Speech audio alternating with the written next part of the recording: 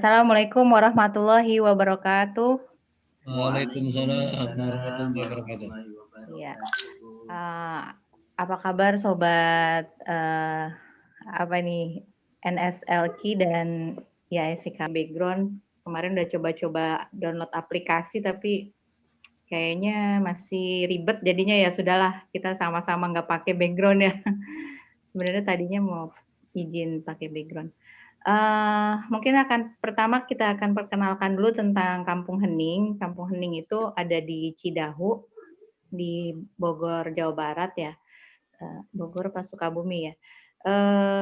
Itu sebenarnya daerah atas ya, daerah di sana bisa disebut daerah kampung wisata, tapi kita juga lebih ke arah healing, bagaimana kita mendekatkan diri kepada alam, mengenal diri dan Tuhannya, seperti itu sih.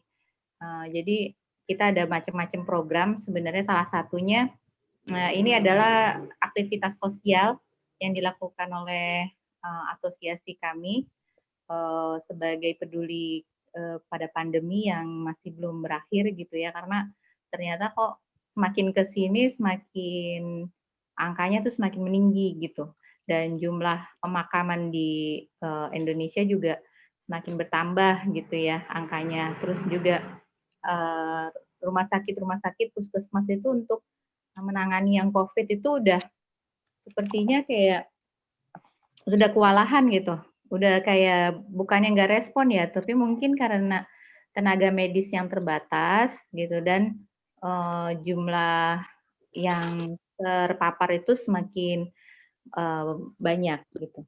Dan kali ini kita temanya menenangkan COVID. Sesungguhnya kita hidup di muka bumi ini atas izin Allah gitu ya. Begitu juga dengan COVID yang ada sekarang itu terjadi bukan begitu saja sepertinya ya, bukan karena apa namanya kehendak COVID-nya, tapi memang atas izin Allah dan memang atas kesalahan kita sendiri tanpa sadar ya terjadi karena ketidakseimbangan alam. Uh, Ustadz maaf, file yang di saya bisa di-share nggak ya? Saya lagi nyari-nyari juga tapi kok nggak ketemu. Bisa bantu. Bisa di-WA-kan ke saya bantu share-kan. Yang di Japri itu, Ustadz? Oh iya, sebentar ya, saya lihatkan. Ya, itu tadi pertama tentang Kampung Hening ya. Jadi tim asosiasi konselor Kampung Hening ini, insya Allah menuntaskan beberapa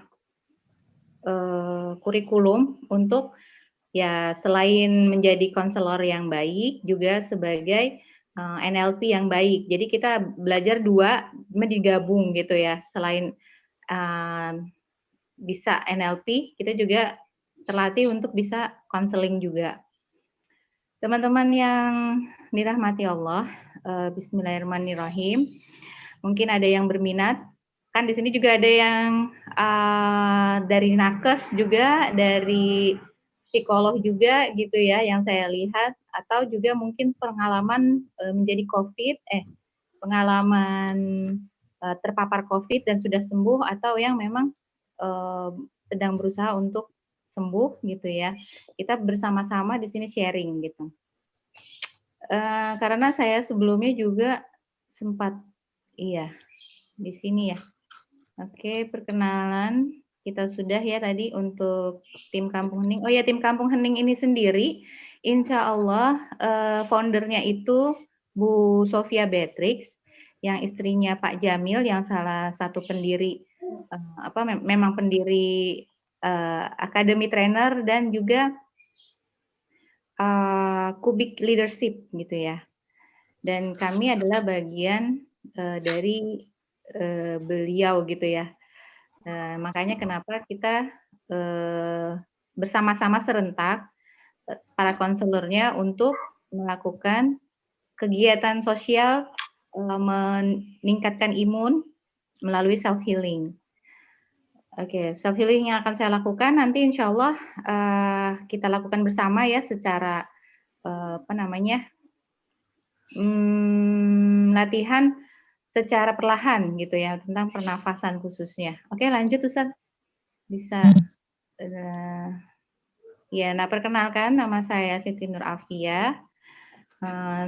Untuk kuliah di pendidikan luar sekolah UNJ, pendidikan agama USB Institute, penulis buku antologi dan founder Tibian School. Oke, The New Me ini adalah salah satu buku untuk mengcoaching diri. Jadi nggak usah pakai apa namanya coach atau konselor, tapi bisa juga mengkonseling diri sendiri tanpa merasa apa ya malu untuk membuka aib sendiri karena memang ditulis di buku itu.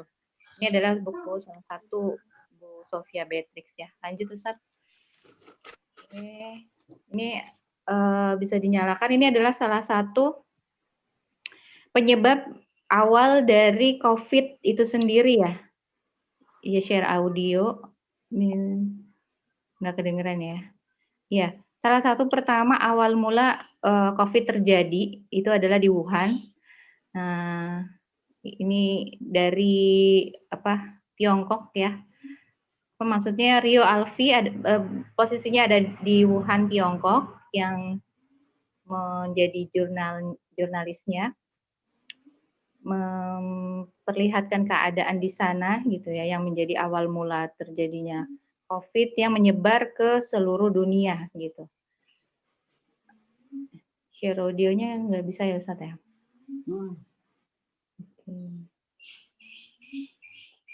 Tanya. Di Wuhan tidak masuk masih audionya. terdapat 93 orang pelajar Indonesia yang tidak pulang ke tanah air. Jadi masih berada di Wuhan sekarang ini. Dan audionya sudah masuk? Yang saya terima dari teman-teman semuanya dalam kondisi baik dan sehat.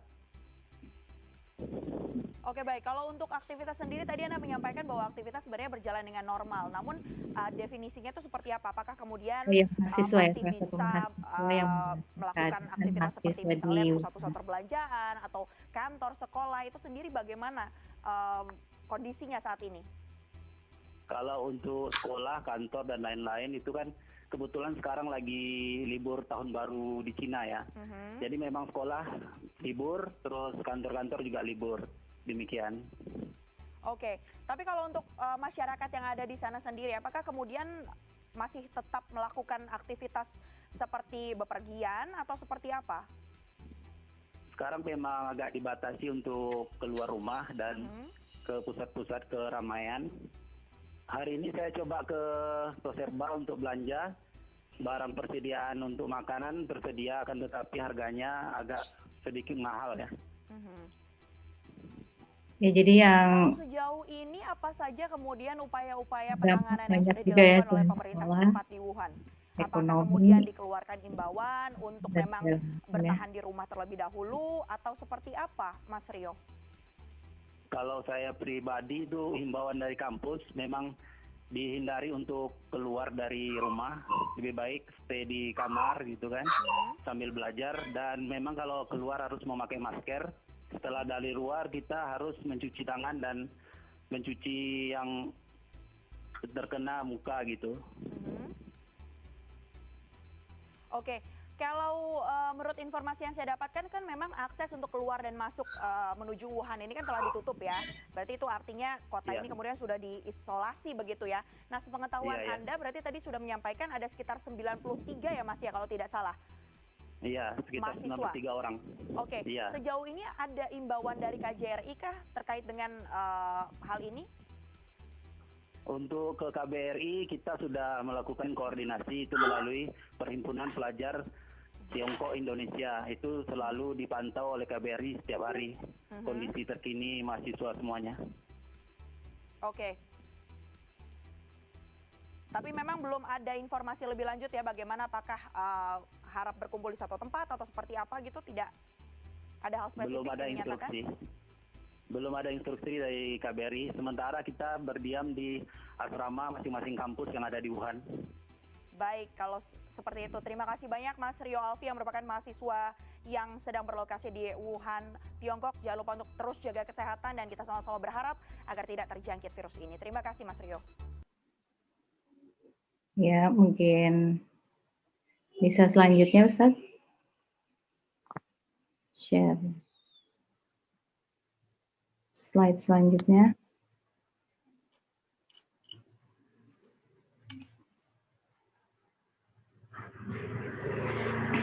Ya, ketika pandemi melanda, memang disebabkan oleh ketidakseimbangan alam, di mana dari segi emosi ya, mungkin dari segi akhlak, dosa-dosa kita gitu ya, yang menyebabkan alam juga jadi marah gitu.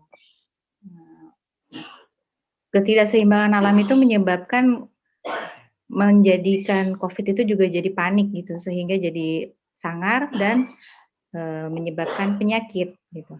Oke, selanjutnya. Ya, salah satu ketidakseimbangan alam adalah banjir. Karena kita membuang sampah sembarangan atau juga dari saluran air juga yang tidak bisa memfasilitasi mengalirnya air untuk bisa lancar gitu kan. Dan selanjutnya Ustaz. Skip. Ya, ketidakseimbangan ini yang menyebabkan adanya juga ketidakseimbangan fisik dan mental. Sehingga akhirnya terjadi permasalahan gitu ya. Manusia modern ini banyak apa ya? Ketika adanya teknologi yang menyebabkan ketidakseimbangan alam itu, kerusakan pun terjadi. Tidak hanya banjir sih ya, hal lain ya. Ya itulah dampak perkembangan teknologi yang juga tidak keseimbangan. Oke lanjut Ustadz, saya mau cari yang slide yang mana ya. Butterfly effect ini hal kecil bisa berdampak besar. Artinya kita mulai dari hal-hal terkecil ya, misalnya mulai dari pikiran atau bersitan-bersitan rasa, itu juga menyebabkan hal-hal besar menjadi memungkinkan keajaiban. Kayak kupu-kupu, mana mungkin sih awalnya kepompong, dari ulet ya, ulet kepompong menjadi kupu-kupu yang indah. Nah, mungkin yang kita harapkan adalah ketika adanya bencana yang terjadi itu, maka kita harus ada respon positif ya. Oh, insya Allah nanti ada keajaiban takdir yang lebih baik terjadi. Itu juga harus diutamakan, namanya high response ya. Diutamakan adalah positive thinking dulu untuk musibah yang sekarang sedang kita alami. Lanjutkan. Apakah selanjutnya high response? Oke. Iya. Iya, karena pertama kali ketika kita dapat bencana musibah, itu pasti yang pertama first impression-nya pasti panik ya. Begitu juga ketika kita bilang COVID, termasuk salah satu korban COVID, itu pasti ada rasa bersalah, ada rasa penyesalan, ada rasa jangan ketularan kita, ketularan dari siapa, itu pasti ada seperti itu. Terus juga bagaimana nanti aktivitas pekerjaan kita ya, itu yang pertama kali muncul. Oke, lanjut Ustadz. Next. Iya, kenapa kita harus melakukan isolasi dan menjaga jarak dengan orang lain? Ya, itu adalah salah satu solusi. Dari first impression yang buruk tadi, akhirnya kita akan menyebabkan diri jadi depresi gitu. Nah, makanya kita perlu langsung menyadari bahwa hal ini adalah yang terbaik saya terima gitu ya, sehingga ini yang tadi kita sampaikan ya, bahwa first impression yang buruk itu biasanya kepanikan-kepanikan menjadi rasa tidak berharga gitu, putus asa, bersalah, ya. Karena lagi sakit memang ya, saya rasakan kemarin pas isolasi di rumah sakit, itu ya nafsu makan itu nggak ada. Jangankan nafsu makan, orang bernafas aja susah kan gitu ya. Ya, ngerasain teman-teman yang sedang diisolasi satu kamar di rumah sakit itu memang apa ya, saling menyemangati sih, saling menyemangati agar kita tetap melihat masa depan, terus nafsu makan harus banyak gitu ya. Tidur emang sulit tidur ya, karena memang kondisinya juga lagi sakit, jadi juga nggak bisa fokus juga. Akhirnya tadi ya, kayaknya ngapa-ngapain juga susah, udah kalau nggak ada semangat itu akhirnya nggak bisa ngapa-ngapain, terus juga nggak bermanfaat akhirnya ya. Makanya kenapa proses penyembuhan pemulihan itu berbeda-beda. Ada yang bisa seminggu, 2 minggu, ada bahkan 1 bulan atau lebih gitu ya. Itu tergantung dari pikiran dan semangat masing-masing orangnya gitu. Oke, lanjut Ustaz. Next. Iya. Kalau misalnya rasa cemas itu muncul, itu juga nanti akan terasa tuh apa namanya, teman-teman yang yang ada di sekitar juga akan terasa sinyalnya. Makanya kenapa kita harus mengadakan namanya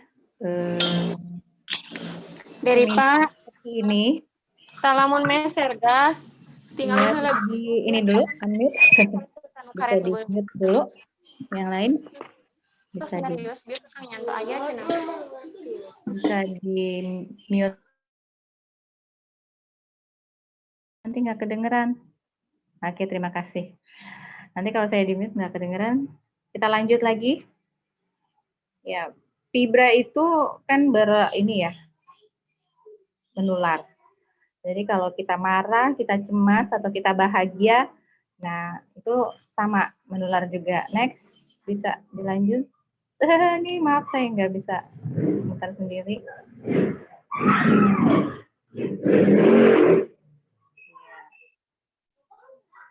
Maaf ada suara-suara di belakang kalau kedengeran.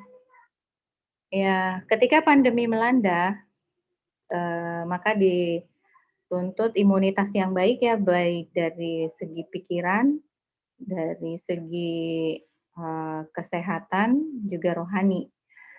Kita tetap positive thinking kepada Allah bahwa segala takdir ini adalah takdir terbaik dan insya Allah akan menjadi lebih baik lagi keadaannya di kemudian hari. Amin. Next. Lanjut Ustaz. Share materi yang lain. Ada di posisi mana sih kita rasanya sekarang? Bisa lanjut Ustaz? Slide yang ada di posisi mana sih? Fase-fase. Halo? Bisa bantu saya? Misalnya.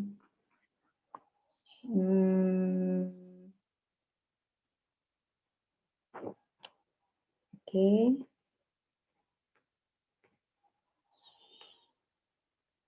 Oh, bukan yang ini. Bukan yang ini sebelumnya. Materi yang sebelumnya. Iya, oh ada yang ini ya. Di balik masalah. Udah langsung ini ya. Oke, insya Allah di balik masalah ada solusi. Oh, udah. Habis ini materi slide-nya yang itu ya? Yang ini, oke? Nggak apa-apa? Oke. Nggak apa-apa. Oke, saya jelaskan. Door close dan door open. Insya Allah dalam setiap masalah itu pasti ada solusi. Teman-teman bisa sharing di chat.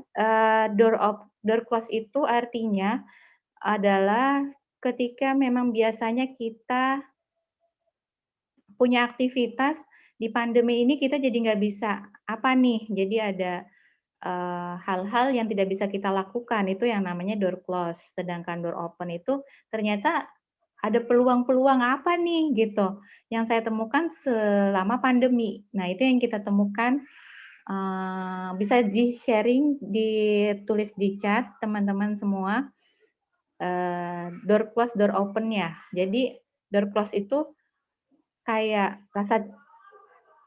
rasa-rasa iya, kita jadi nggak bisa kerja gitu, saya jadi di PHK gitu. Oh, malah ada yang bercerai mungkin, saya nggak bisa ketemu suami saya karena suami saya di luar kota, jadi misalnya ya kejadian kayak gitu, eee, mungkin bisa di-sharing, teman-teman ada yang mulai bisa sharing di kolom chat. Door open ternyata, "Oh saya kok jadi ada peluang kerjaan baru nih," gitu, setelah saya di PHK gitu. Karena kemarin, di-sharing sebelumnya ya, teman-teman yang lain, ternyata ada yang di PHK karena banyak ya kejadian di PHK itu, terutama ada undang-undang terbaru ya tentang tenaga kerja.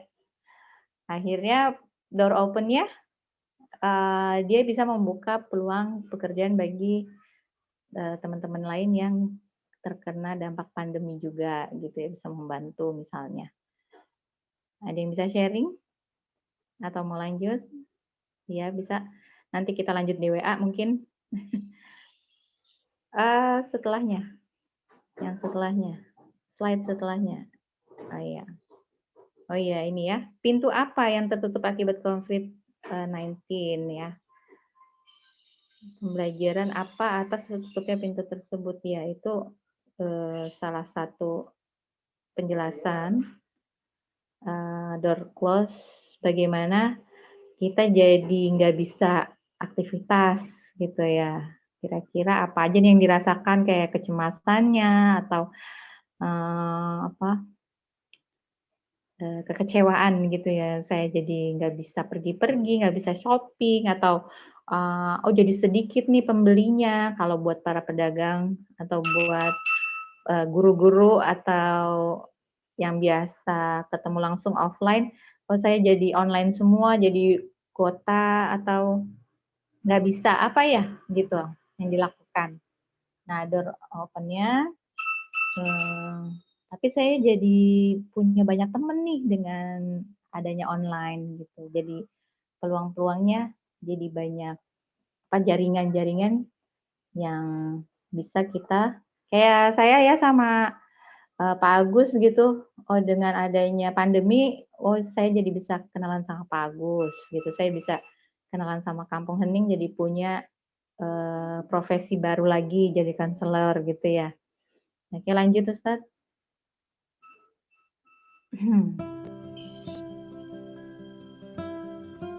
Oke lanjut. Nah ini ya, ada beberapa fase, ada 3 fase. Pertama adalah fase rasa cemas takut. Apakah di sini masih ada yang merasakan rasa cemas takut atau sudah, ke tahap sudah adaptasi dan belajar, atau yang ketiga memang merasa jadi fase bertumbuh. Bisa kita lihat ya di sini, eee, pertama kalau zona nyaman ini teman-teman merasa nyaman nggak dengan keadaan pandemi seperti ini gitu ya? Boleh di-sharing di chat ya, boleh kita, ada apa namanya, eee, interaksi dari saya ke teman-teman yang sudah hadir di sini. Kita nyaman dengan adanya zona apa namanya, keadaan pandemi ini karena memang saya jadi dekat dengan keluarga misalnya, eee, insya Allah pemasukan juga bisa hadir dengan sendirinya karena kita bisa, kerja dari rumah gitu, tapi juga bisa dekat dengan keluarga gitu. Ada yang merasa zona nyaman? Ada nggak? Barakallah ya kalau misalnya zona nyaman dan lanjut ke healing. Amin. Ya, terima kasih yang sudah sharing. Iya, alhamdulillah sudah menikmati ya. Iya, jadi ada 4 ya, 1, 2, 3, 4. Tapi yang dituliskan itu, ada 3 fase. Intinya, zona bertumbuh itu dia sudah bisa memberi manfaat gitu, bisa menguasai tujuan, dia punya target baru dan bisa mengejar impian gitu. Kalau zona nyaman mungkin karena dia merasa nggak ada masalah gitu ya, tapi kalau zona takut itu, dia masih kurang percaya diri atas apa yang terjadi. Tapi tadi yang sharing di chat, insya Allah sudah survive ya atas masalah-masalah pandemi ini. Berarti sudah bisa saling sharing kita ya nanti. Nah, developing zona belajar menciptakan rasa nyaman di zona pembelajaran atas masalah-masalah yang terjadi. Tapi kita juga belajar skill baru gitu. Kalau kontribusi ini di zona kontribusi memang sudah saling berbagi. Amin. Insya Allah kita nanti akan berada di fase kontribusi ya, seperti yang kita lakukan sekarang. Oke, lanjut Ustadz. Nah ini ya.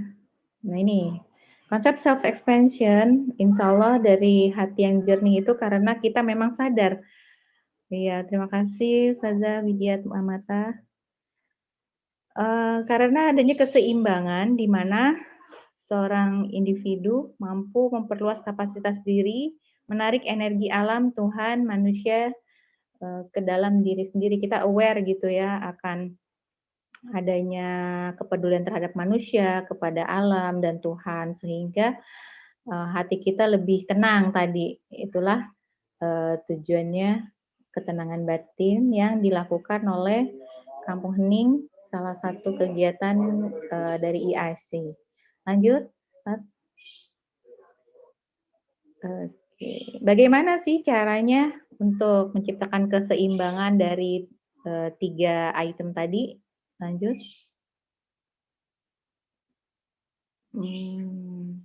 Ya. Pertama, kita fokus pada apa yang kita kontrol. Kalau kita misalnya ada kekecewaan, kesel, atau bagaimana ya terhadap apa yang sedang terjadi, kita harus sadar dulu nih, apa yang bisa kita kontrol. Yang bisa kita kontrol adalah respon kita. Respon kita harus tetap baik, bahwa responnya harus tetap baik ya, bahwa segala takdir itu adalah takdir Allah, takdir yang baik gitu ya. Insya Allah, Allah akan memberi takdir yang lebih baik lagi gitu. Jadi menerima gitu. Lanjut pikiran, nah itu sudah termasuk pikiran ya.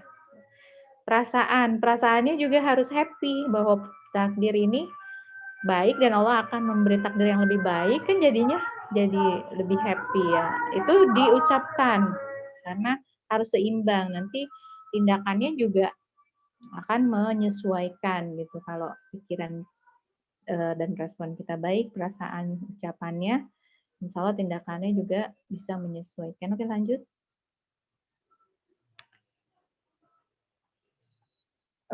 Ya, berikan respon yang tepat untuk menjernihkan pikiran dan hati. Respon apa yang teman-teman rasakan ketika pandemi ini terjadi dan masih berlangsung sampai saat ini? Bisa dikirim di kolom chat, silakan. Sambil dilanjutkan chat berikutnya, Ustaz. Oke, 1. Showing up. Emosi apa saja yang sedang Anda rasakan saat ini? Boleh di-sharing juga? Emosi yang sedang dialami saat ini, sekarang nih. Bisa marah, sedih, kecewa. Dan apa yang hendak disampaikan oleh emosi-emosi tersebut kepada Anda. Misalnya nih, Anda di PHK. Ya, Mbak Widya, tenang dan positive thinking. Misalnya di PHK ya Mbak Widya, tetap tenang dan positive thinking ya Mbak Widya ya. Teman-teman yang lain bisa respon juga. Nah, apa yang hendak disampaikan oleh emosi-emosi tersebut kepada Anda? Kira-kira emosi itu bilang apa kepada teman-teman? Bisa di-sharing ke kolom chat? Ada yang bisa memberi tanggapan? Yang lain atau Mbak Widya, silakan. Ya, insya Allah yang terbaik ya. Jadi emosinya menyatakan ke kita, menenangkan kita bahwa insya Allah Allah akan memberikan yang terbaik. Ya, yang ketiga, walking your why. Apa sebenarnya yang paling penting dan berharga bagi Anda? Bisa di-sharing? Biasanya jawabannya antara sama atau beda-beda nih. Kalau untuk pertanyaan ini nih. Yang paling penting dan berharga bagi teman-teman di sini semua, keridhaan Allah, Masya Allah.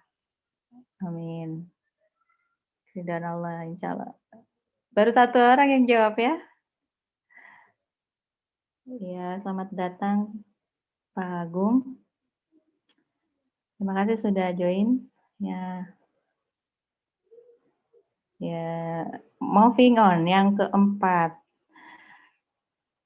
Ya, keberkahan Allah. Terima kasih Mbak Uci sudah respon. Perubahan sederhana apa yang akan Anda lakukan untuk dapat bergerak maju?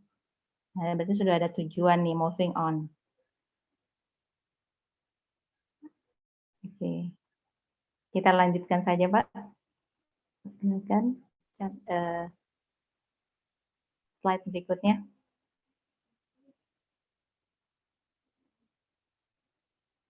Iya. Alternatif tindakan ya ketika kita memang terpapar COVID, minta dukungan orang sekitar. Makanya ketika saya masuk rumah sakit waktu itu, saya langsung minta doanya kepada teman-teman semua di WA gitu, hampir semua grup saya minta doanya sampai teman sekamar bilang, kalau saya sih nggak mau cerita-cerita di sama orang gitu ya. Oke, mbaknya berubah menjadi lebih baik. Iya. Amin. Ya, banyak yang bilang jangan cerita-cerita sama orang lain gitu, takutnya nanti gimana gitu ya. Nah, insya Allah kalau ada beberapa teman yang di salah satu grup bilang, kalau ada berita duka ataupun bahagia, tolong sampaikan ke sahabatmu, ke temanmu, insya Allah nanti menjadi tadi ya vibra juga yang sama buat teman-teman. Terus doa terbaik itu juga akan menjadi senjata umat muslim lah ya. Terus yang kedua, lakukan kegiatan yang menyenangkan. Nah, olahraga dan relaksasi. Nah, ini tips yang akan saya berikan sebenarnya ya. Salah satu happiness yang saya lakukan ketika di rumah sakit saat itu memang nggak menyenangkan ya, di rumah sakit seenak fasilitas apapun.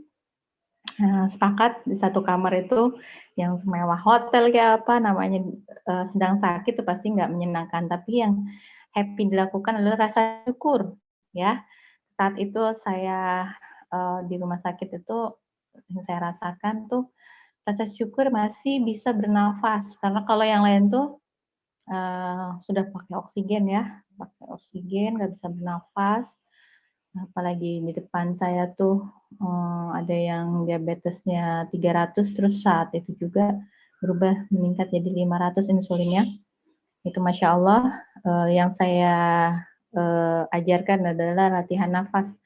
Tarik nafas dalam gitu ya, terus relaksasi, bersyukur ya Allah, terima kasih atas nafas dan rasa sakit yang kau berikan. Jadi ketika kita ada musibah apapun dan rasa kecewa apapun itu first impression-nya, respon pertamanya adalah rasa syukur gitu ya, rasa terima kasih atas segala rasa yang Engkau berikan ya Allah gitu. Terus sebaik-baiknya olahraga kalau untuk usia yang sudah lanjut itu memang pernafasan gitu ya. Karena ada beberapa yang gerakan yang tidak boleh dilakukan oleh usia-usia lanjut gitu, kecuali memang layak untuk usia-usia produktif. Nah, itu yang saya ajarkan di ruangan saat itu adalah latihan nafas, tahan, sebanyak 20. Kalau nggak bisa, latihan lagi sampai bisa gitu. Nah itu dilakukan terus-menerus sampai bisa meningkat sampai 60 detik gitu. Nanti kalau mau kita bisa latihan ya, kalau ada waktu. Silakan slide selanjutnya Ustaz. Karena kayaknya ada belum selesai, jadi nanti latihannya bisa kita lakukan bersama. Oke.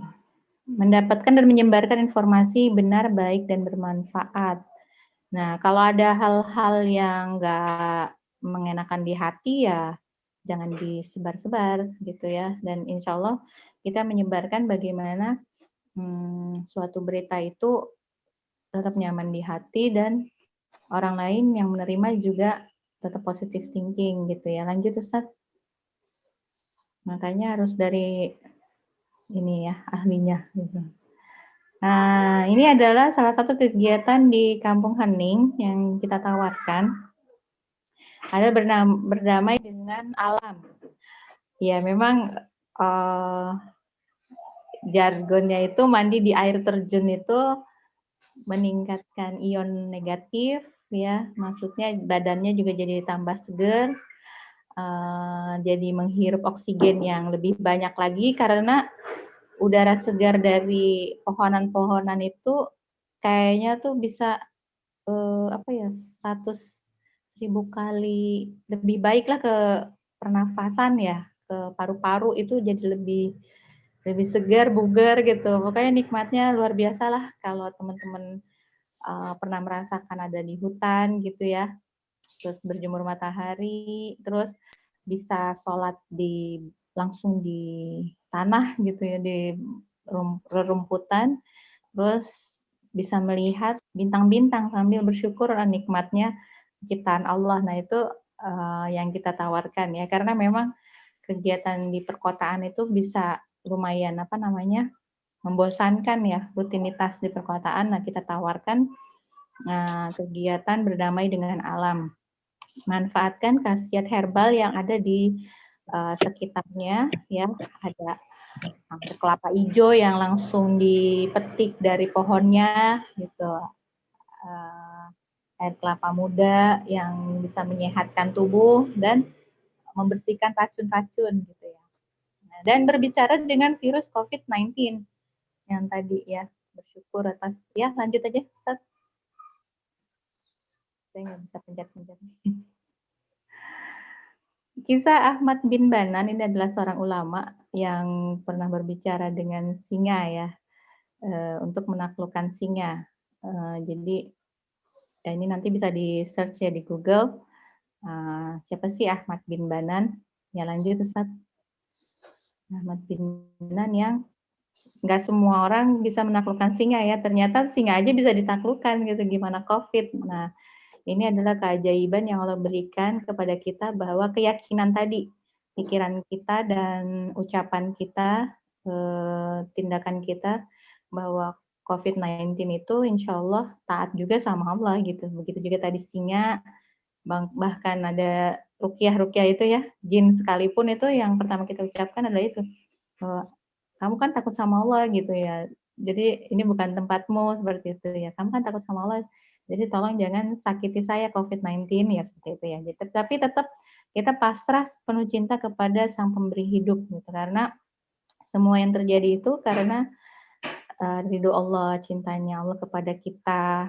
Nah, banyak-banyak ngobrol dengan Allah ya, terutama di sepertiga malam, mohon ampunan gitu. Kalau misalnya memang COVID-19-nya itu hadir dalam diri kita, gitu, nggak apa-apa, kita ridho juga atas ridhonya Allah, atas takdirnya Allah, tapi nggak lama gitu misalnya. Tapi asal kita dapat kesehatan yang lebih baik gitu.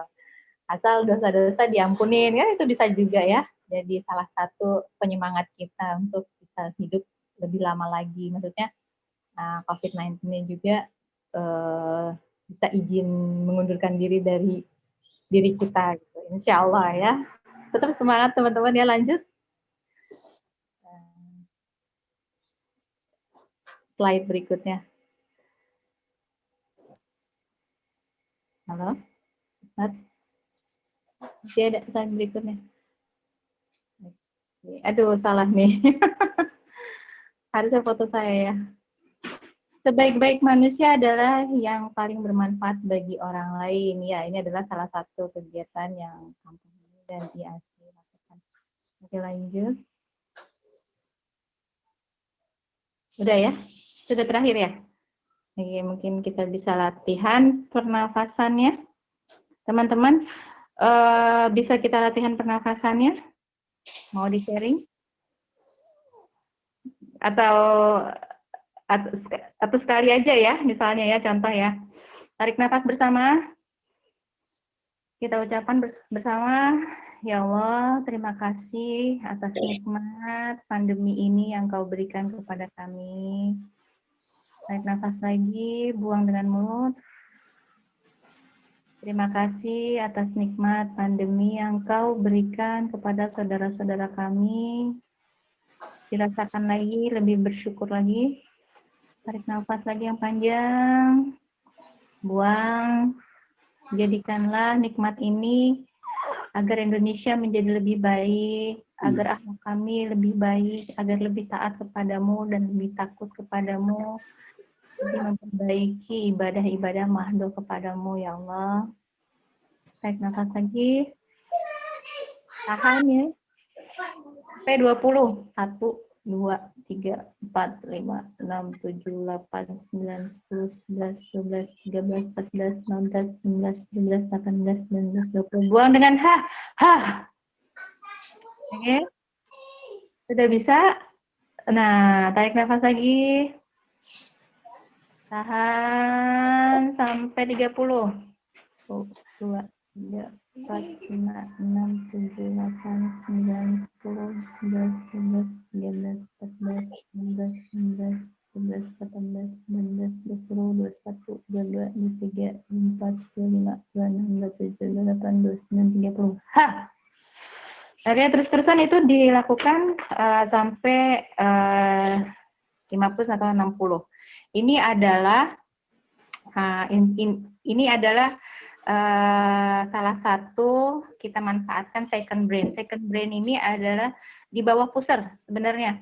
Posisinya itu di bawah pusar atau istilah lainnya tandian atau intuitive brain. Jadi ketika teman-teman kita lagi istirahat gitu ya, otaknya lagi rileks, kita lagi tidur, otak kedua tandian ini bekerja.